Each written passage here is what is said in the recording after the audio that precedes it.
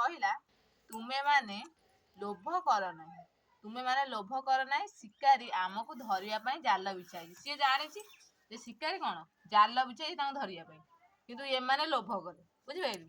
ତାପରେ ଦଳପତିଙ୍କ କଥା ନ ମାନି ପାରାମାନେ ତଳକୁ ଆସି ଚାଉଳ ଖାଇଲେ।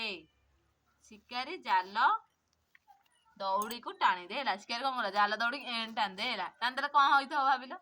କଣ ହେଇଥିବ? ପାରା ସବୁ ଜାଲରେ ପଡ଼ି ଯାଇଥିବ। ତାପରେ ପାରାମାନଙ୍କ ଗୋଡ଼ରେ ଜାଲଟା ଛନ୍ଦି ହେଇଗଲା। ଦଳପତି କହିଲା ସମସ୍ତେ ଏକା ସାଙ୍ଗରେ ଚାଲ ଉଡ଼ିବା।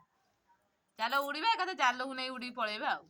ତାପରେ ପାରାମାନେ ସମସ୍ତେ ଏକାଥରକେ ଉଡ଼ିବାରୁ ଜାଲଟିକୁ ବହୁ ଦୂରକୁ ନେଇଗଲେ। ସେ ଯଦି ଗୋଟାଏ ଗୋଟାଏ ଉଡ଼ିବାକୁ ଚେଷ୍ଟା କରିଥାନ୍ତେ ସେ ଉଡ଼ି ପାରିଥାନ୍ତେ କି? ସେ ଏକା ସାଙ୍ଗରେ ଉଠିଗଲେ ମାନେ ଜାଲ ଓଜନକୁ ଉଠେଇ ନେଇ ପଳେଇଲେ। ତାପରେ ସେମାନେ ଗୋଟିଏ ପାହାଡ଼ ପାଖରେ ଯାଇ ଓହ୍ଲେଇଲେ। ସେ ଯୋଉ ପାରାମାନେ ଯେତିକି ପାରା ଦଳ ହେଇଥିଲେ ଗୋଟେ ପାହାଡ଼ ପାଖରେ ଯାଇ ଓହ୍ଲେଇଲେ। ଦଳପତିଙ୍କର ଗୋଟିଏ ମୂଷା ସାଙ୍ଗ ସେଠାରେ ଗାତ କରି ରହୁଥିଲା। ଗୋଟିଏ ମୂଷା ସାଙ୍ଗ ତାଙ୍କର ଥିଲା ହେଲା, ସେ ଗୋଟେ ଗାତ କରି ସେ ପାହାଡ଼ରେ ରହୁଥିଲା।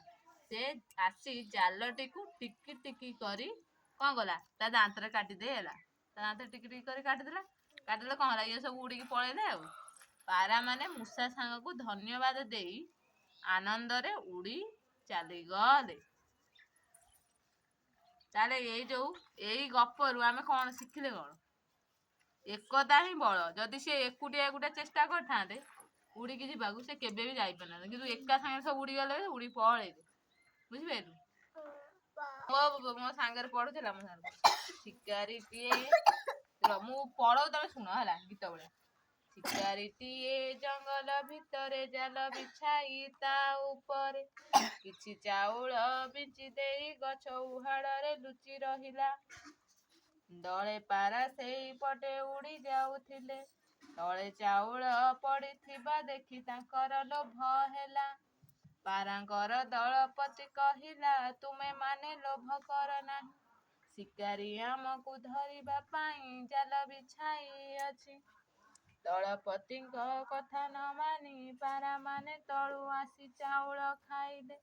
ଶିକାରୀ ଜାଲ ଦଉଡ଼ିକୁ ଟାଣିଦେଲା। ପାରାମାନଙ୍କ ଗୋଡ଼ରେ ଜାଲ ଛନ୍ଦି ହୋଇଗଲା। ଦଳପତି କହିଲା ସମସ୍ତେ ଏକା ସାଙ୍ଗରେ ଚାଲ ଉଡ଼ିବା। ପାରାମାନେ ସମସ୍ତେ ଏକାଥରକେ ଉଡ଼ିଯିବାରୁ ଜାଲଟିକୁ ବହୁ ଦୂରକୁ ନେଇଗଲେ। ସେମାନେ ଗୋଟିଏ ପାହାଡ଼ ପାଖରେ ଯାଇ ଓହ୍ଲେଇଲେ। ଦଳପତିଙ୍କର ଗୋଟିଏ ମୂଷା ସାଙ୍ଗ ସେଠାରେ ଗାତ କରି ରହୁଥିଲା।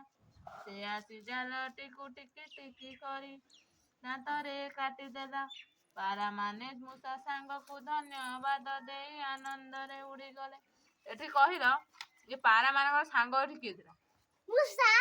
ମୂଷା। ସେ କୋଉଠି ଗାତ କରି ରହୁଥିଲା? ସେ ରହୁଥିଲା ପାହାଡ଼ରେ ଗାତ କରି। ପାହାଡ଼ରେ ଗାତ କରି ରହୁଥିଲା ନା ନାଇଁ?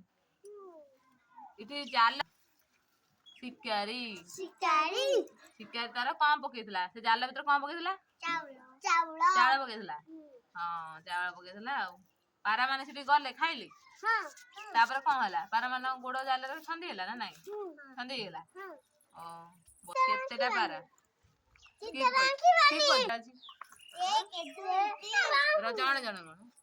1 2 3 4 5 6 7।